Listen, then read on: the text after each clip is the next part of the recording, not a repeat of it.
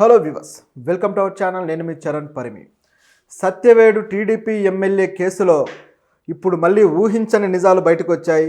ఆయన కూతుర్లు అలాగే అల్లుడు కొన్ని విషయాలు అయితే బయట పెట్టారు. వాటితో పాటు అసలు ఈ సంఘటన వెనుక ఏమేమి జరిగాయనేది కూడా మనం చూడాలి. ఎందుకంటే సత్యవేడు ఎమ్మెల్యే నిన్న ఆల్రెడీ ఆయన పార్టీ నుంచి సస్పెండ్ కూడా చేయడం జరిగింది. మరి ఆయన మీద కేసు నమోదు చేశారు, కానీ మరి పోలీసులు ఇంతవరకు అరెస్ట్ చేసిన దాఖలాలు అయితే లేవు. ఇప్పుడు చూస్తే ఆ మహిళ ఎవరైతే వరలక్ష్మి అనే మహిళ ఆయన మీద లైంగిక ఆరోపణల కేసు పెట్టడము, ఆ వీడియో కూడా బాగా వైరల్ అయిపోయి అందులో క్లియర్గా ఆ వ్యక్తే ఉన్నాడు అనేది తెలుస్తూ ఉంది. చాలా పోర్న్ సైట్లో వీడియోల రేంజ్లో ఉంది, అంత దారుణంగా. సో ఆయన చేసిన ఆ అకృత్యం ఏదైతే ఉందో అది క్లియర్గా ప్రజలకు తెలుస్తూ ఉంది. ఇది తెలుస్తూ ఉండగా ఆయన మాత్రం మరోవైపు ఆ ఎమ్మెల్యే లేదు, నేను ఏ తప్పు చేయలేదు, అది ఫేక్ వీడియో, నా మీద కుట్ర పన్నారు అని చెప్పేసి చెబుతూ వస్తున్నాడు. అయితే దీన్ని ఎవరు నమ్మే పరిస్థితి లేదు. ఎందుకంటే ఫేక్ వీడియోలకి ఒరిజినల్ వీడియోలకి మధ్య తేడా కొద్దిగా అబ్జర్వ్ చేసి చూస్తే తెలిసిపోతుంది. అదేం పెద్ద కష్టం కాదు. ఎందుకంటే డీప్ ఫేక్ అనే టెక్నాలజీ వచ్చింది కదా. సో ఆ టెక్నాలజీలో ఫేక్ వీడియోలు కూడా చాలా వచ్చాయి. ఇప్పుడు హీరోయిన్ల మీద కూడా కొద్దిగా వాళ్ళని ఎక్స్పోజింగ్ చేస్తున్నట్టు వేరే వాళ్ళ ఫేసులకు పెడుతూ ఉంటారు బాడీకి. సో అట్లా డీప్ ఫేక్ టెక్నాలజీ వాడారన్నట్లుగా ఆయన ఏదో చెప్పబోయాడు, కానీ అది ఎవరు నమ్మిన పరిస్థితి అయితే లేదు. మొత్తానికి ఆయన పార్టీ కూడా ఈ విషయం అంతా తెలిసిన తర్వాత సస్పెండ్ చేయడం జరిగింది. పార్టీ ఆ ప్రెస్ నోట్ కూడా విడుదల చేసింది. ఇదంతా ఒక ఎత్తు అయితే, దీని వెనుక జరిగినది ఏంటి, అసలు ఈ మహిళ ఈ విధంగా తీసుకురావడం వెనుక ఏం జరిగింది అనేది కొద్దిగా ఆసక్తికరమైన విషయం.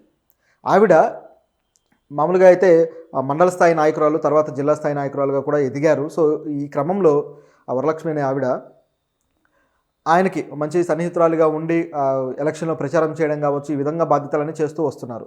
సో ఇట్లా చేస్తూ వస్తున్న టైంలో ఆవిడ మీద ఆయన దృష్టి పడింది. సో ఆవిడ్ని శారీరకంగా లోపరుచుకోవాలని చెప్పేసి ఆయన అనుకున్న తర్వాత ఇక ఆవిడ్ని కొద్దిగా ఆవిడకి రోజు ఫోన్లు చేయడాలు, ఆవిడతో మాట్లాడుతూ కొద్దిగా ఆవిడ్ని సెడ్యూస్ చేయడానికి ట్రై చేయడాలు, ఇట్లా రకరకాలుగా బిహేవ్ చేస్తూ వచ్చాడు. ఆవిడకి ఒక దశలో విసుగొచ్చింది. కానీ ఎప్పుడైతే ఎలక్షన్లో ఆయన గెలిచిన తర్వాత ఆయన ఎమ్మెల్యేగా ఉన్నాడు కాబట్టి ఇక ఆయన చెప్పినట్టు వినకపోతే ఏం జరుగుతుందో అనే భయం కూడా ఆమెకు మరోవైపు స్టార్ట్ అయిపోయింది. సో దాంతో తప్పని పరిస్థితుల్లో ఈ ఎమ్మెల్యే కాబట్టి ఈయన ఏదైనా చేస్తాడేమో భయంతో ఆయనకు లొంగిపోవడం జరిగింది. సో ఈ విషయం ఆవిడ మీడియాలో కూడా చెప్పారు. అయితే ఆ లొంగిపోయి ఆయన రోజు ఫోన్లు చేయడం అది వదలలేదు. ఆవిడ్ని వదలకుండా ఫోన్లు చేసేసి వీడియో కాల్స్, ఒక్కోసారి ఆడియో కాల్ చేస్తే ఒక రకమైన మాటలు, వీడియో కాల్ చేస్తే మరో రకమైన మాటలు, వీడియో కాల్ చేసేసి మొత్తం బట్టలన్నీ విప్పి చూపించు అని చెప్పేసి ఆవిడ్ని కాస్త ఇది చేయడంతో ఆవిడ ఏం చేయాలో అర్థం కాని పరిస్థితిలో వెళ్ళిపోయేదట. ఇట్లాంటి టార్చర్ ఆయన నుంచి ఎదుర్కొన్నారు ఆవిడ. అదొక్కడే కాకుండా ఆడియో కాల్స్ చేసినప్పుడైతే నీలాగా ఎర్రగా బుర్రగా ఇట్లా ఉన్నవాళ్ళు ఎవరన్నా ఉన్నారా, మంచి ఎర్రటి అమ్మాయిలు ఉంటే చెప్పు అని చెప్పేసి ఆవిడని వేధించేవాడట. అంటే ఆయనకి ఈవిడ అమ్మాయిని సప్లై చేయడానికి ఆయనే అరేంజ్ చేసుకోవడానికి ప్రయత్నించాడు ఆవిడ్ని. సో ఎంత దారుణమైన విషయం చూడదు. ఈవెన్ జీవితాన్నే ఇలా ఈ విధంగా ఎక్స్ప్లాయిట్ చేస్తూ మళ్ళీ మరికొంతమంది జీవితాలను పాడు చేయడానికి ఆయన రెడీ అయ్యాడు. అయితే ఇవన్నీ ఆయన కుటుంబీకులు ఒప్పుకోవట్లేదు. ఆదిమూలం కుటుంబీకులు, ఆయన భార్య, ఆదిమూలం భార్య ఏమంటున్నారంటే, ఆవిడ కొద్దిగా బొత్తిగా బయట ప్రపంచం మీద అవగాహన లేని మనిషిలాగా కనపడుతున్నారు. ఎందుకంటే ఆవిడ మాటలు కూడా అలాగే ఉన్నాయి. ఇదేదో కుట్ర జరిగింది, ఎవరో కుట్ర చేశారు, నేనైతే ఇంట్లోంచి సరిగ్గా బయటకు కూడా వెళ్ళను, నా ఆరోగ్యం కూడా బాగలేదు ఇదని చెప్తున్నారు. అంటే ఆవిడ చెప్పే దాంట్లో పెద్దగా అసలు ఆ భర్త చేసిన విషయాన్ని కన్సిడర్ చేసి నిజమో కాదా తెలుసుకోవడానికి కూడా ఆవిడ ఇష్టపడుతున్నట్లు లేదు. సో ఇది పరిస్థితి అక్కడైతే. అలాగే ఈ విషయంలో అసలు ఎలా బయటకు వచ్చిందనేది ఇక్కడ ఉన్న ఆసక్తికరమైన విషయం. ఎలా బయటకు తీసుకురాగలిగారు ఈ వీడియోని? ఎందుకంటే ఒక ఎమ్మెల్యే ఈయన తలుచుకుంటే ఏమైనా చేస్తాడని భయపడిన ఈ మహిళ ఆ స్టెప్ ఎలా తీసుకున్నారు? నిజం చెప్పాలంటే ఆవిడ కాస్త ధైర్యం చేసిందనే చెప్పాలి. ఎందుకంటే అంత ఈజీ విషయం అయితే కాదు ఇది. ఆయన రాజకీయ జీవితం పతనమైపోయే పరిస్థితి ఏర్పడుతుంది దీనివల్ల. సో ఇవన్నీ తిరిగి ఆయన ఏమన్నా ప్రతీకారంగా ఏమైనా చేయొచ్చు. వీటన్నిటికీ తట్టుకొని నిలబడి ఆవిడ ఇలాంటి స్టెప్ తీసుకున్నారంటే మెచ్చుకోవాల్సిందే. అయితే దీని వెనుక కొన్ని ఆసక్తికరమైన విషయాలు ఉన్నాయి. అంటే ఎలా ఆవిడ ప్లాన్ చేశారు అని. ముందుగా ఆయన నన్ను ఈ విధంగా వేధిస్తున్నాడని చెప్పేసి భర్తకు తెలియజేసింది. సో భర్త ఏం చేశాడంటే, ఆయన కొద్దిగా సంయమనంతో ఏదైనా సరే ఆయన నిన్ను ఇబ్బంది పెడుతున్నాడు, ఈ విధంగా జరుగుతుంది కాబట్టి దీన్ని బయటికి తీసుకురా అని చెప్పేసి ఆ భర్త చెప్పడం జరిగింది. సో దాంతో బయటికి తీసుకురావడానికి ఒక వీడియో అయితే షూట్ చేశారు. షూట్ చేసిన తర్వాత దీన్ని మంగళగిరి పోలీస్ స్టేషన్లో ఆవిడ ఇచ్చి కంప్లైంట్ అయితే ఇచ్చారు. అయితే అక్కడ పెద్ద స్పందన రాలేదు. తర్వాత మంగళగిరి పార్టీ కార్యాలయంలో కూడా దీన్ని అందజేసి ప్రయత్నం చేస్తే అక్కడ లోకేష్ నుంచి కూడా స్పందన రాలేదు. ఇప్పుడైతే విషయం తెలిసిన తర్వాత వీళ్ళు సస్పెండ్ చేశారు, బాగానే ఉంది. కానీ ఇంతకన్నా ముందే ఆమె వీడియో బయట ప్రపంచానికి రాకుండా మీడియా ముందుకు రానప్పుడే ఆవిడ ప్రయత్నించారు. ఎందుకంటే అందరూ చూసి ఆవిడ మర్యాద ఏమైపోవాలి, ఇది కూడా ఆలోచించాల్సిన విషయమే కదా. సో పార్టీ నిర్లక్ష్యంగా ఉండి పట్టించుకోకుండా ఆయన మీద యాక్షన్ తీసుకోండి అని బతిమాలినా సరే పార్టీ రెస్పాండ్ అవ్వలేదు. దాంతో ఆవిడ ఏం చేయాలో అర్థం కాలేదు. చివరికి ఒక మీడియా సంస్థని కన్సల్ట్ అయ్యారు. నిజానికి పెద్ద పెద్ద మీడియా సంస్థలు ఉన్నాయి మెయిన్ స్ట్రీమ్ మీడియాలో, చాలా పెద్ద సంస్థలు. కాకపోతే అవన్నీ కూడా కొన్ని ఒక పార్టీకి మద్దతు, కొన్ని మరో పార్టీకి మద్దతు, ఇట్లా రకరకాలుగా ఉన్నాయి. సో ఏది చేసినా ఎవరు నమ్మే పరిస్థితి ఉండదు. కొందరు చేస్తేమో కుట్ర అంటారు, అదే వ్యతిరేకంగా ఉన్న పార్టీ మీడియా చేస్తే.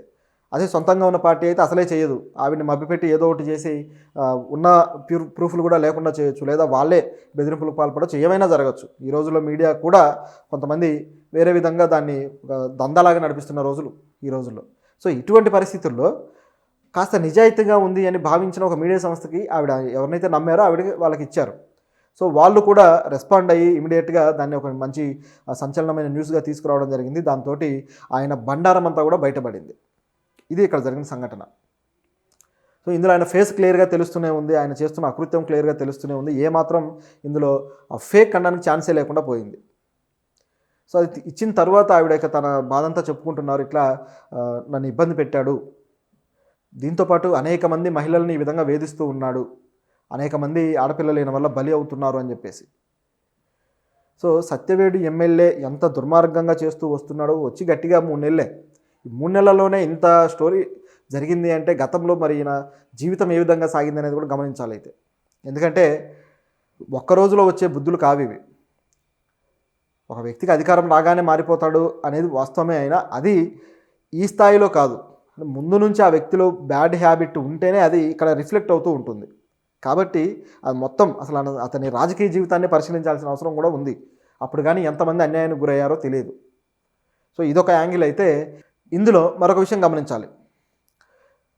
ఈ ఆదిమూలం కూతుర్లు అల్లుడు వీళ్ళు మీడియా ముందుకు వచ్చి వీళ్ళేం మాట్లాడుతున్నారంటే, వాళ్ళైతే మా ఫాదర్ ఏ తప్పు చేయలేదని చెప్పేసి వాళ్ళు అంటారు, ఫేక్ వీడియో అని చెప్పేసి అంటారు ఆయన కూతుర్లు. అలాగే ఆయన అల్లుడైతే ఇది మరీ విచిత్రం, ఆయన అల్లుడు కెనడీ ఆయన పేరు. సో ఈయన ఎంత విచిత్రంగా మాట్లాడుతున్నాడంటే, ఆయన మా మామగారికి ఆ హార్ట్ ఆపరేషన్ అయింది, సో ఆయన ఇట్లా ఫిజికల్ యాక్టివిటీస్ అంత ఇదిగా చేయగలిగే వ్యక్తి కాదు. సో నేను అనుక్షణం ఆపరేషన్ తర్వాత అనుక్షణం నేను ఆయన పక్కనే ఉన్నాను, కాబట్టి ఆయన క్షుణ్ణంగా నాకు తెలుసు ఆయన ఏ విధంగా ఉంటాడు ఏంటి అని.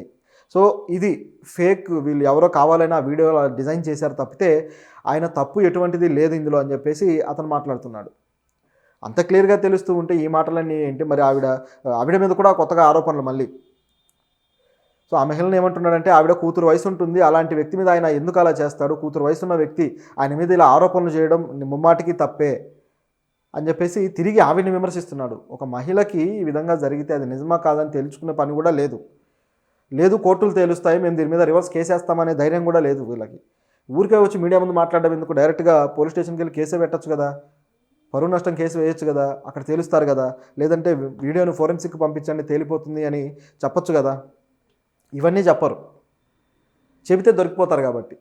ఫోరెన్సిక్ వెళ్తే దొరికిపోతుంది. ఆల్రెడీ టీడీపీ అధ్యక్షుడు చెప్పడం జరిగింది, దీన్ని ఫోరెన్సిక్ కూడా పంపించి దీని ఒరిజినల్ రిపోర్ట్ అయితే మేము తీసుకుంటాము అని. అంటే వాళ్ళ ఉద్దేశం ఏంటి?